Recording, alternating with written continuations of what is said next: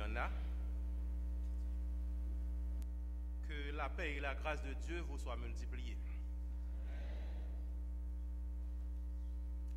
Ce matin, je me réjouis du privilège que Dieu m'accorde. Malgré mes imperfections, il m'a accepté comme son porte-parole auprès de vous ce matin. Je dois remercier le corps pastoral qui a fait choix de moi. Je dois remercier les chantres et la sœur Julienne qui ont apporté une note de gaieté au culte de ce matin. Et enfin, je vous remercie d'être que vous acceptez de m'écouter. Nous avons été créés pour faire éclater la gloire de Dieu.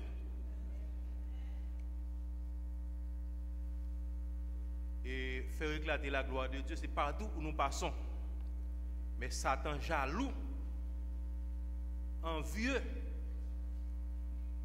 eh bien, a semé la pagaille, qui fait que là où Dieu doit être glorifié, il n'est pas glorifié. Là où il doit être honoré, il est déshonoré. Le prophète Isaïe dirait au chapitre 60, versets 2 et 3, « Voici, les ténèbres couvrent la terre et l'obscurité les peuples. Mais sur toi, l'Éternel se lève. Sur toi, sa gloire apparaît. Des nations marchent à ta lumière et des rois à la clarté de tes rayons. » Chères sœurs, chers frères, amis et visiteurs, les réflexions que je propose de partager avec vous ce matin vont être tournées au 18e chapitre du premier livre des rois, soit 1 roi 18. Toutes les réflexions vont être concentrées sur ce chapitre. Et comme mon livre de support, l'autre livre que j'utilise pour ces réflexions, c'est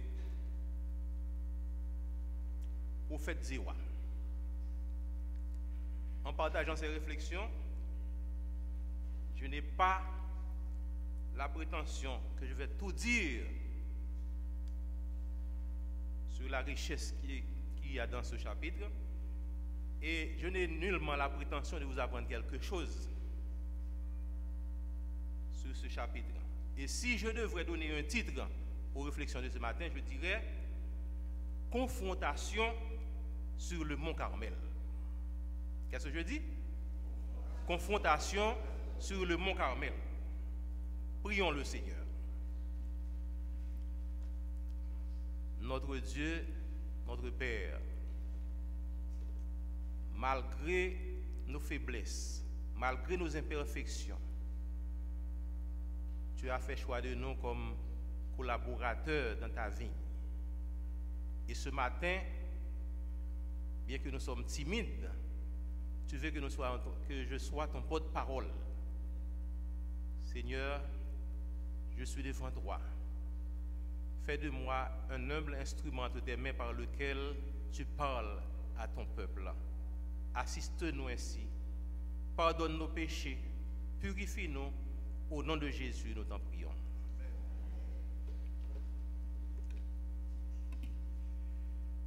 Confrontation sur le mont Carmel, c'était une scène émouvante, fascinante, décisive, qui suscite même de l'impatience dans l'attente. Ce fut plus qu'un match final de hockey opposant les Canadiens face à une autre équipe, ou bien un match final de soccer ou football entre Argentine et Brésil. Car cette confrontation devait porter le peuple d'Israël à faire un choix, à prendre une décision engageant leur destinée éternelle. Le peuple d'Israël devait cesser de clocher des deux côtés Et servir Dieu ou bien servir Baal. Il devait faire un choix. Nous, en tant que serviteurs de l'Éternel, qui sommes présents ici aujourd'hui, nous sommes aussi appelés à faire un choix. Et nous sommes obligés de faire un choix et aussi prendre une décision. Nous devons choisir de marcher avec Dieu dans toute la vérité, le servir en lui accordant la suprématie de notre vie. Cesser de mélanger le sacré et le profane. Cet événement dont nous parlons, confrontation sur le mont Carmel, implique les personnages suivants. Akab et son épouse Jézabel, en tête des 450 prophètes de Baal et 400 prophètes d'Astarté, puis Élie, l'unique prophète de l'Éternel, comme acteur, et enfin le peuple d'Israël comme public ou spectateur plongé dans l'idolâtrie. Essayons de voir ces éléments impliqués dans cette scène. Nous prenons le titre d'abord. Nous parlons de confrontation. Mais c'est quoi la confrontation? Confrontation, c'est action de confronter des personnes ou des choses. Et confronter, c'est mettre des personnes en présence pour comparer ou vérifier leurs affirmations. Le lieu choisi, c'était le mont Carmel. Le mot Carmel, c'est un mot hébreu utilisé pour désigner du grain nouveau, d'après 2 Rois 4, le verset 42, ou plus précisément, tout champ ou verger fertile. Isaïe 16, verset 10, Isaïe 32, verset 15, Jérémie 2, verset 7. Avant la sécheresse, le mont Carmel, quelques informations sur le mont Carmel. Le mont Carmel offre un spectacle de toute beauté. Des cours d'eau alimentés par des sources intarissables, des vallées serpentes fertiles, rehaussées de fleurs éclatantes et bosquets verdoyants. Pourquoi on a choisi le mont Carmel? Pourquoi on ne l'a pas fait sur notre place?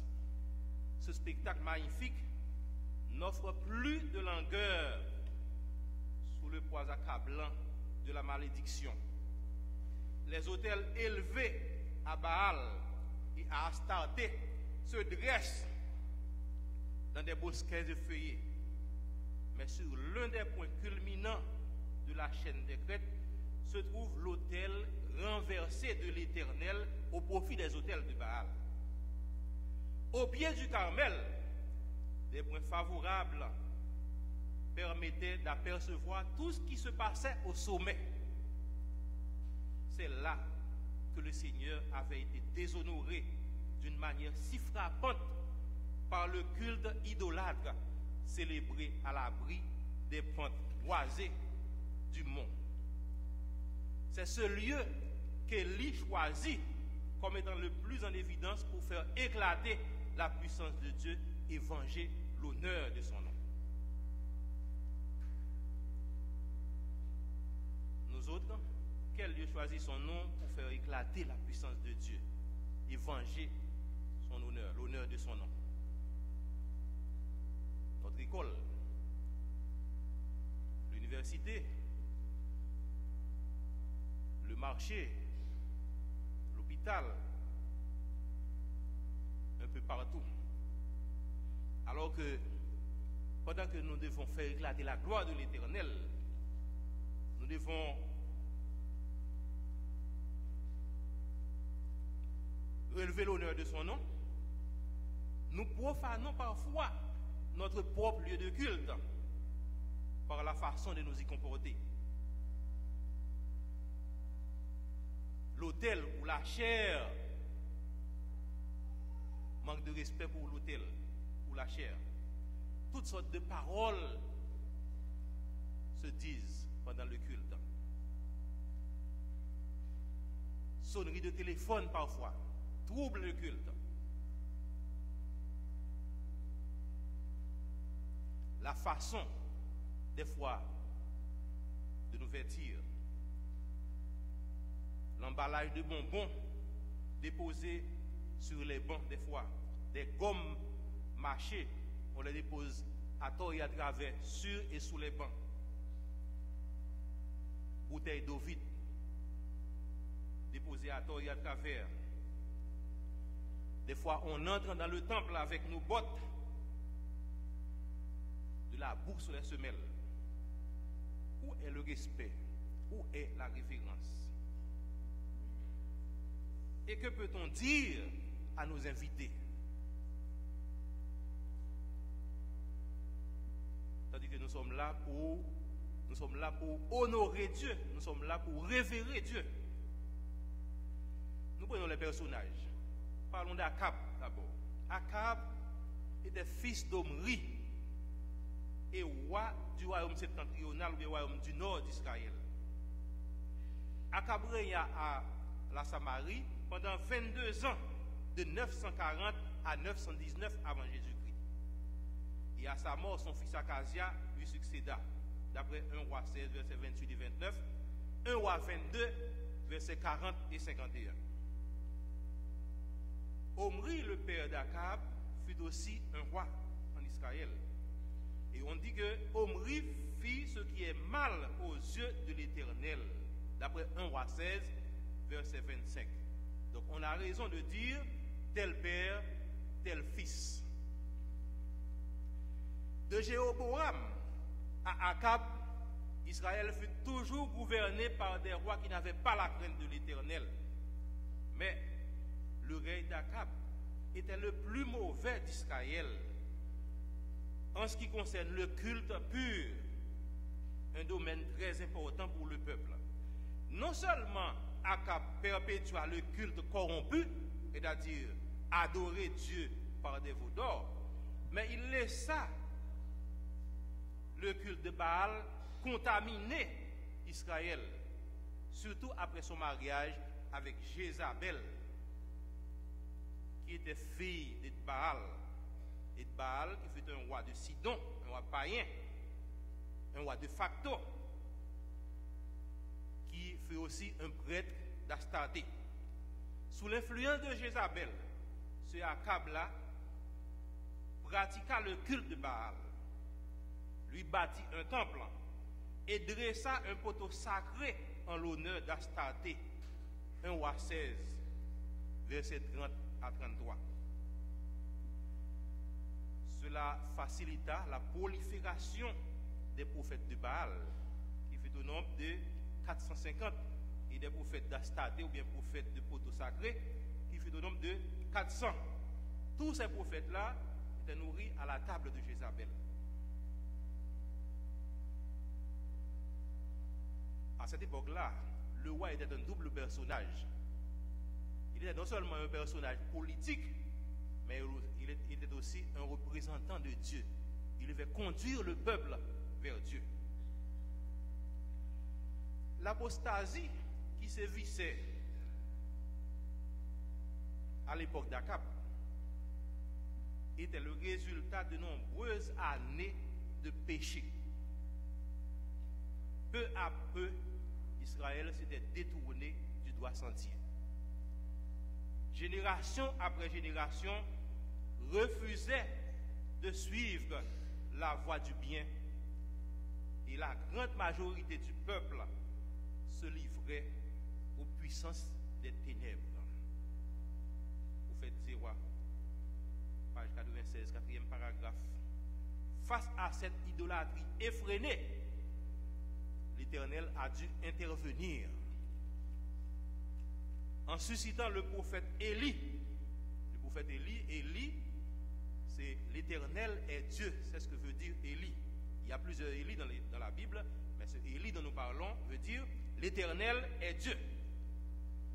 Élie était l'un des plus grands prophètes d'Israël, né à Tishbé, qui est un village du pays de Galaad à l'est du Jourdain. Élie entreprit sa large carrière de prophète en Israël sous le règne de Akab. quand il devait se présenter à Akab pour l'avertir du jugement de Dieu qui va fondre sur Israël à cause de ses pratiques idolâtres. 1 Roi 17, verset 1er, si vous voulez lire avec moi. 1 Roi 17, verset 1er, on dit: Élie le Tishbite, l'un des habitants de Galaad, dit à Akab: L'Éternel est vivant, le Dieu d'Israël dont je suis le serviteur. Il n'y aura ces années-ci ni rosée ni pluie, sinon à ma parole.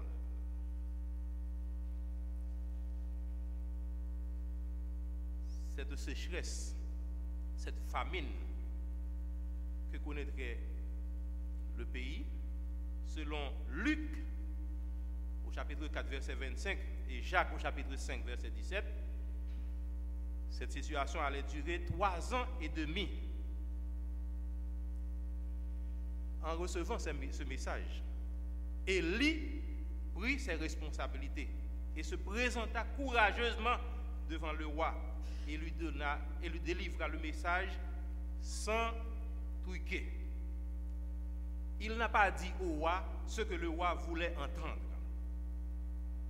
En cette fin de temps, où les hommes politiques font ce qu'ils veulent au nom du peuple, où les scientifiques affirment n'importe quelle théorie, n'avons-nous pas, en tant que chrétiens, une responsabilité face à cette situation? Les chrétiens, dans l'Église, font un mélange du sacré et du profane, du spirituel et du charnel, de lumière et de ténèbres. Assez souvent, nous nous enorgueillissons toujours d'être dépositaires des oracles sacrés de l'Éternel. Si l'Éternel, à l'instar du prophète Élie, nous confierait un message, ou bien quand nous avons un message de la part de l'Éternel, soit pour les rois, ou bien pour les hommes politiques en général, pour les chrétiens de l'Église qui sont en dérapage, est-ce que nous avons le courage de délivrer ce message comme nous l'avons reçu, sans chercher la faveur ou bien à faire plaisir aux personnes concernées? Est-ce que nous avons le courage de délivrer ce message? Est-ce que nous leur dirons ce qu'ils aimeraient entendre, ou bien nous leur disons ce que nous avons à leur dire? Après cet avertissement, l'Éternel mit Élie à couvert et prit soin de lui jusqu'au temps où l'Éternel a décidé qu'il se présente devant le roi Akab. Et pendant ces années où Élie fut mis à découvert, Élie faisait une chose: il priait pour le peuple. Il priait pour que les Israélites se détournent de l'idolâtrie et reviennent au Dieu vivant. Élie était en souffrance. Il soupirait après un revirement du peuple. Dirigeants d'église, frères et sœurs, quand les frères et sœurs, quand les chrétiens sont en difficulté, est-ce que nous prenons du temps à prier pour les frères et sœurs en difficulté? Est-ce que ça constitue pour nous un souci de voir ces frères et sœurs qui sont mondanisés ou bien qui se mondanisent ou bien qui sont en train de se perdre, Est-ce que nous prenons du temps à prier pour eux? Est-ce que nous soupirons après leur délivrance, après leur liberté? Le moment était venu pour Élie de se présenter devant le roi. Le temps où l'Éternel avait fixé pour qu'Élie se présente devant le roi était arrivé. Pendant qu'Élie fut activement recherché par les rois, par ses hommes, par les hommes du roi et ses homologues. bien, le moment est venu. Et cette rencontre que il devait avoir avec le roi fut préparée par Abdias, qui fut aussi un homme, le chef de la maison du roi Akab. N'oubliez pas, Abdias, dirais-je, fut un homme qui avait la crainte de Dieu. Pendant que Jézabel, sous ordre de Jézabel, on massacrait les prophètes de l'Éternel, eh bien, Abdias cacha 100 prophètes, 50 par 50 dans les cavernes, et les nourrit. 1 roi 18, versets 1 à 16. Je ne vais pas lire chaque verset parce que vous gardez votre Bible ouverte au 18e chapitre. Donc je dis le verset, vous-même vous le lirez. La rencontre eut lieu. Akab, la rencontre eut lieu avec le roi. C'est 1 roi 18, verset 1 à 15. On dit, bien des jours s'écoulèrent et la parole de l'Éternel fut ainsi. Excusez-moi, la rencontre c'est 1 roi 18, verset 16 à 18. Abdias étant allé à la rencontre d'Akab, informa de la chose. Et Akab se rendit au devant d'Élie. À la rencontre d'Élie, Akab s'était mis à accuser Élie. Et Élie, lui, réfuta les accusations de Akab. C'était un moment d'accusation réciproque. Quand nous avons des problèmes à l'église, ou bien quand il y a un problème qui surgit,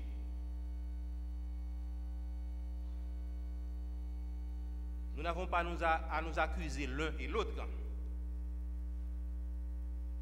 Il ne faut pas acculer l'un, innocenter l'autre. Après s'être bien instruit du problème, il vaut mieux que l'on se rencontre, qu'il y ait un face-à-face, afin que le problème soit résolu. Parce que dans notre langue, on dit « deux j'ai contré, menti kaba ». Il ne faut pas avoir peur de le faire. Il ne faut pas faire le marronnage, parce que le marronnage ne va pas résoudre le problème. Élie, en tant que sujet, dans cette rencontre, donna un ordre au roi. Et le roi obéit immédiatement à son sujet. D'après 1 roi 18, versets 19 et 20. Ellen White nous dit, dans Prophète 0 à page 105, deuxième paragraphe, l'ordre était donné par quelqu'un qui semblait être en présence de Dieu. C'est pourquoi Akab obéit sur le champ, comme si le prophète était le monarque et le roi son sujet.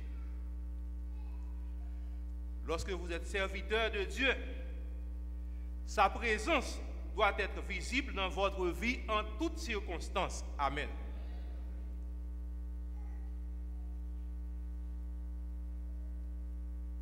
Et dans cette rencontre, Élie, au verset 21, lança un appel.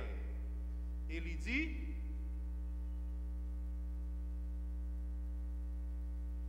jusqu'à quand clochez-vous des deux côtés? Si l'Éternel est Dieu, allez après lui. Si c'est Baal, allez après lui. Le peuple ne lui répondit rien. Frères et sœurs, à l'heure où nous vivons, à cette époque où nous vivons, le même appel vous est lancé aussi. Nous devons choisir qui nous devons servir. Nous devons choisir si c'est l'Éternel qui est Dieu ou bien si c'est Baal qui est Dieu.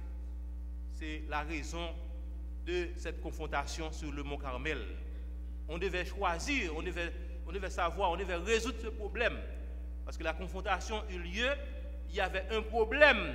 On ne savait pas qui est Dieu. On ne savait pas si c'est l'Éternel et si c'est Baal. On devait clarifier une fois pour toutes. C'est pour ça qu'on a eu cette confrontation. On devait savoir si c'est l'Éternel qui est Dieu ou bien si c'est Baal.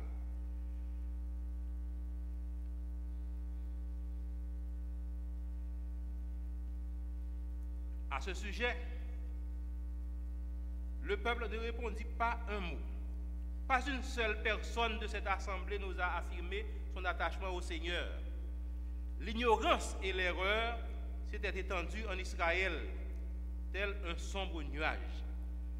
Cette apostasie n'a pas fondu d'un seul coup sur le peuple, mais graduellement. Alors qu'il s'obstinait à rester rebelle aux paroles d'avertissement et de reproches que le Seigneur lui adressait. Tout écart du doigt sentier, tout refus à la repentance avait encore accru la culpabilité d'Israël. Il avait éloigné du ciel. Maintenant même, dans la crise que traverse la nation, le peuple s'obstine à refuser de prendre position pour Dieu. Le Seigneur a de l'aversion pour l'indifférence et l'infidélité, manifestées au cours des crises que traverse son œuvre. Tout l'univers s'intéresse d'une manière inexprimable aux dernières scènes de la grande lutte entre le bien et le mal. À notre temps, nous ne pouvons pas être neutres, nous devons nous positionner pour le Seigneur. Et dans cette rencontre, Élie fit une proposition qui plut à tout le monde. La proposition que nous lisons dans 1 Roi 18, versets 22 à 24. Et Élie dit au peuple, je suis resté seul du prophète de l'Éternel. Et il y a 450 prophètes de Baal. Que l'on nous donne 2 taureaux, qu'ils choisissent pour eux l'un des taureaux, qu'ils le coupent par morceaux et qu'ils le placent sur le bois sans y mettre le feu. Et moi, je préparerai l'autre taureau et je le placerai sur le bois sans y mettre le feu. Puis, invoquez le nom de votre Dieu et moi j'invoquerai le nom de l'Éternel. Le Dieu qui répondra par le feu, c'est celui-là qui sera Dieu. Et tout le peuple répondit en disant, c'est bien. Amen. C'est cette proposition que fit Élie. Lorsque nous avons à confronter pour notre Dieu, lorsque nous avons à défendre notre foi, il nous faut toujours avoir une ou des propositions. Il nous faut formuler des propositions. Nous devons nous rassurer que quand nous sommes dans cette situation, nous ne sommes pas seuls. Dieu est avec nous. Et nous sommes arrivés au moment où cette proposition devait être exécutée. Élie, pour exécuter cette proposition, a demandé au camp de Baal de jouer le premier tour. Ce que nous lisons dans les versets 25 à 29. Versets 25 à 29. Élie dit au prophète de Baal, choisissez pour vous l'un des taureaux, préparez-le les premiers, car vous êtes les plus nombreux, et invoquez le nom de votre Dieu, mais ne mettez pas le feu. Ils prirent le taureau qu'on leur donna et le préparèrent, et ils invoquèrent jusqu'à midi en disant, Baal, réponds-nous. Mais il n'y eut ni voix ni réponse.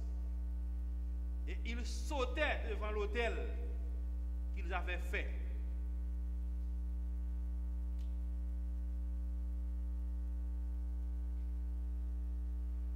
midi, Élie se moqua d'eux et dit, criez à haute voix, puisqu'il est Dieu. Il pense à quelque chose, ou il est occupé, ou il est en voyage, peut-être qu'il dort, et il se réveillera. Et ils crièrent à haute voix, et ils se firent, selon leur coutume, des incisions avec des épées et avec des lances, jusqu'à ce que le sang coula sur eux. Lorsque midi fut passé, ils prophétisèrent jusqu'au moment de la présentation de l'offrande. Mais il n'y eut ni voix, ni réponse, ni signe d'attention. En demandant au prophète de Baal de jouer le premier tour, Élie suivit avec beaucoup de vigilance.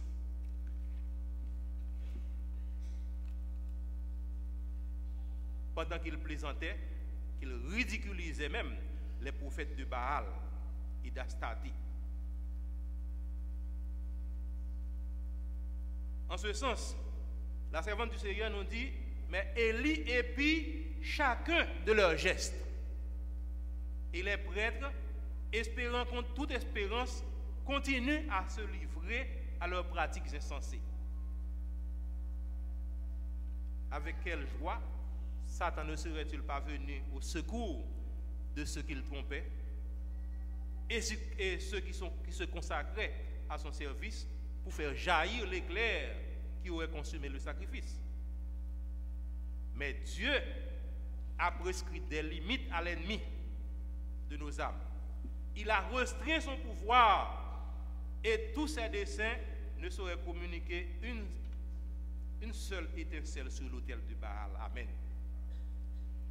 Et Élie continua à les épier attentivement, car il sait que si par quelque subterfuge les prêtres réunissaient à allumer le bois de l'autel, eh bien Élie serait immédiatement déchiqueté. Serviteurs de l'Éternel, frères et sœurs,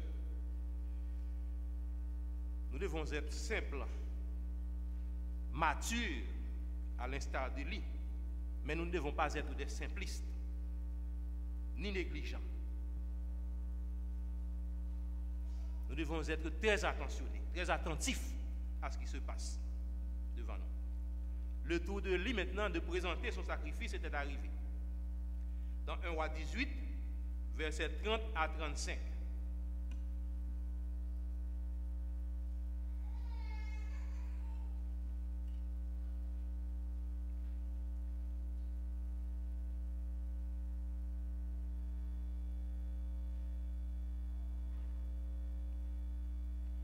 Élie dit alors au peuple, à tout le peuple, approchez-vous de moi. Tout le peuple s'approcha de lui. Et Élie rétablit l'autel de l'Éternel qui avait été renversé. Il prit 12 pierres, d'après le nombre de tribus des fils de Jacob, auxquels l'Éternel avait dit, Israël sera ton nom. Et il bâtit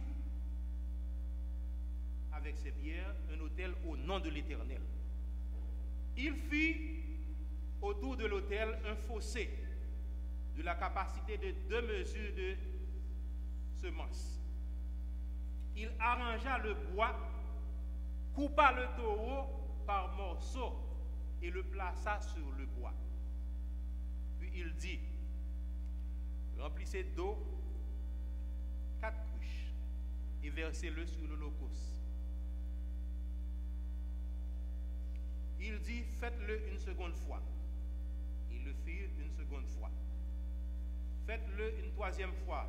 Ils le firent une troisième fois. Etc.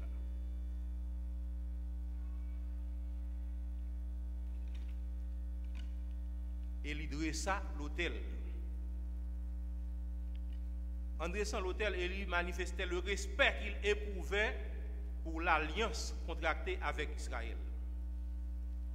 Élie, en tant qu'homme de Dieu, adopta une attitude calme, contrairement avec les prophètes de Baal et d'Astarté qui manifestent de l'arrogance. Et Élie était calme. Il rappelle aux Israélites que leur apostasie a provoqué la colère de l'Éternel. Alors, remarquez l'attention que Élie a porté en dressant son autel. On a arrosé l'autel pendant plusieurs fois, en sorte que quand le sacrifice fut consommé et que aucune accusation ne soit portée contre Élie.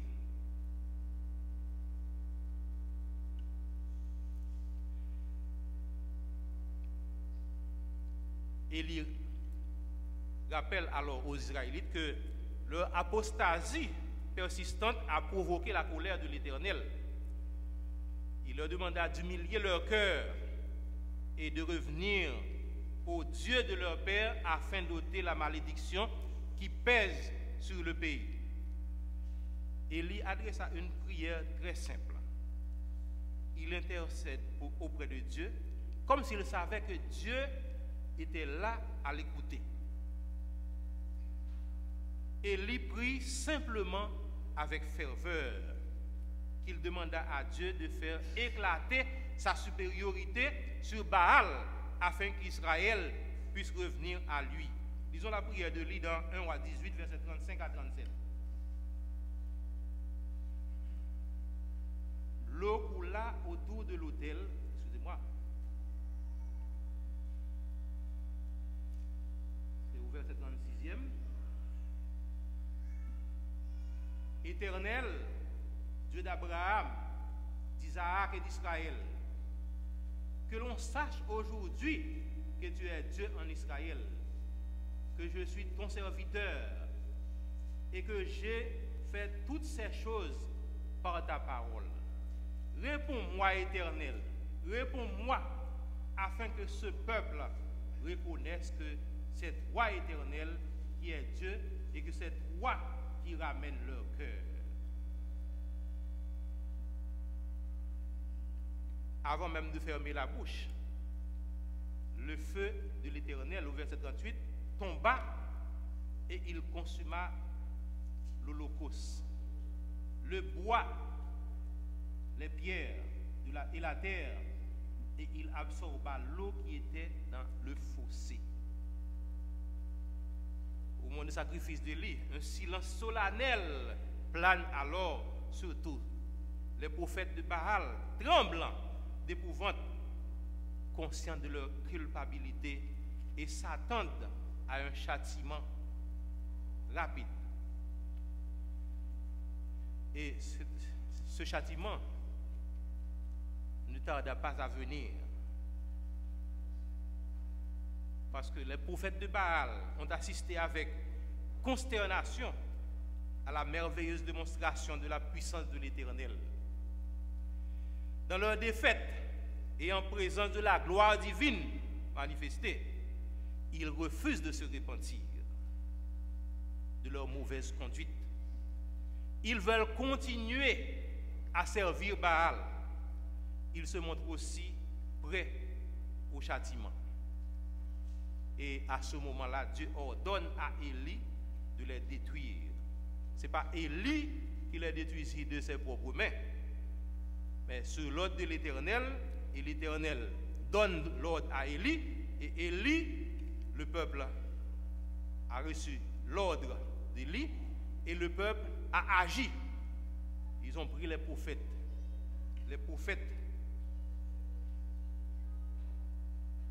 de Baal et d'Astarté, ces prophètes qui ont induit en erreur, qui ont conduit le peuple dans l'apostasie. Ils ont pris ces prophètes et les égorgèrent. En tant qu'enfants de Dieu, nous ne devons pas être entêtés. Nous devons être attentifs au conseil de l'Éternel. Alors que nous vivons un temps de confusion Un temps de trouble où l'apostasie contagieuse s'impose intelligemment et sûrement, au mépris des oracles sacrés dont nous nous disons dépositaires. La Bible dit création en 6 jours, les hommes disent évolution.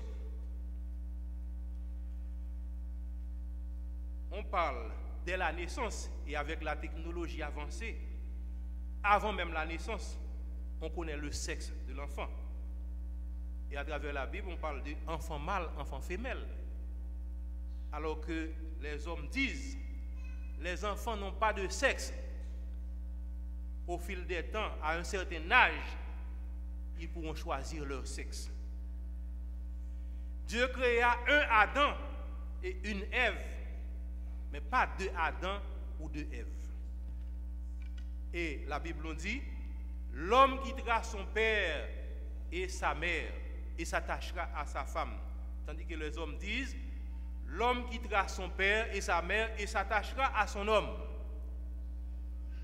La femme quittera son père et sa mère et s'attachera à sa femme. L'un des péchés les plus abominables devant Dieu. L'une des causes de la destruction de Sodome et de Gomorrhe.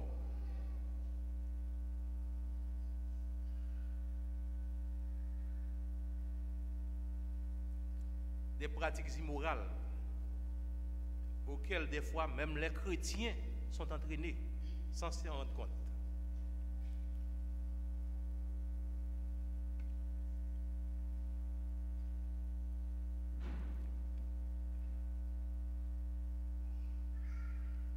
Toutes ces choses-là que nous venons d'énumérer ne sont-elles pas une insulte à l'Éternel?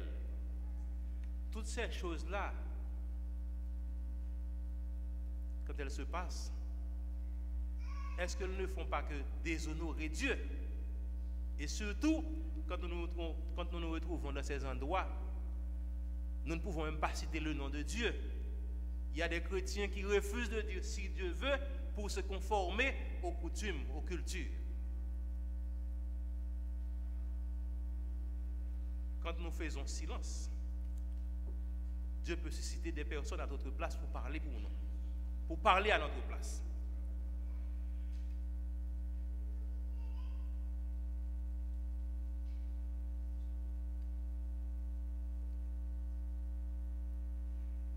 Est-ce que nous pensons que dans cette situation où nous vivons, où nous n'avons presque pas de droit en ce qui a trait à l'adoration, est-ce que nous pensons que nous pouvons être neutres? Il y a un dicton qui dit « Qui ne dit mot consent ». Un autre dit « Vouloir être neutre, c'est déjà prendre parti. Il ne peut pas avoir de neutralité. » Frères et sœurs, en ces temps que nous vivons, il est important et même impérieux que nous prenions position pour Dieu.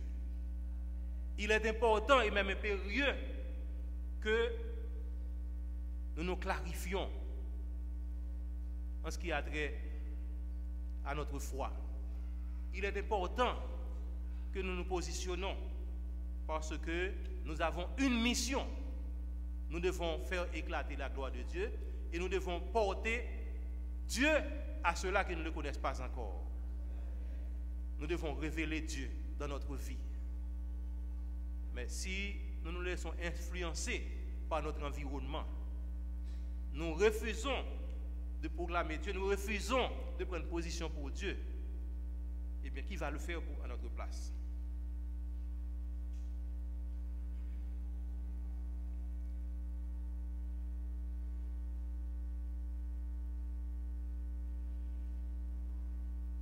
Nous parlons de confrontation. Nous sommes arrivés à une époque où nous devons confronter notre foi, mais pas affronter. Il est vrai qu'après la confrontation, il y a eu un affrontement sur l'ordre de l'Éternel. Nous ne devons pas affronter, nous ne sommes pas là pour affronter. L'affrontement est à Dieu.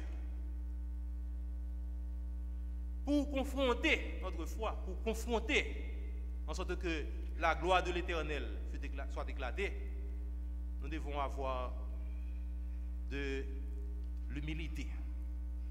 Nous devons prier, parce que ce n'est ni par la force, ni par la puissance. C'est par mon esprit, dit l'Éternel. Nous devons rechercher la présence de l'Éternel. Nous devons rester sur nos deux genoux, en sorte que Dieu manifeste sa puissance et sa présence dans notre vie. Et par ainsi, nous pouvons convaincre les autres.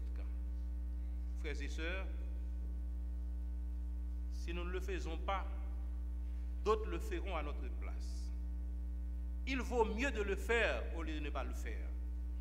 Car avoir fait son devoir est la seule chose qu'on ne regrette jamais.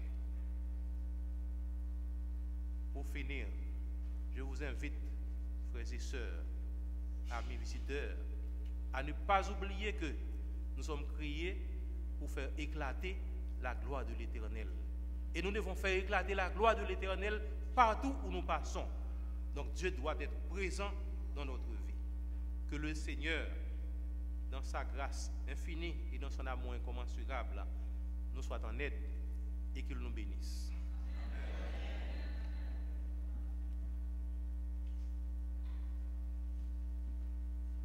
Amen, chers frères et sœurs. Nous disons merci au Seigneur pour ce rappel sur le mont Carmel. Vous voyez, la victoire, c'est avec Dieu. Donc, frères et sœurs, fixez les yeux sur le Maître, car c'est avec le Maître que nous marchons. Levons-nous et chantons au numéro 526 avec les chantres.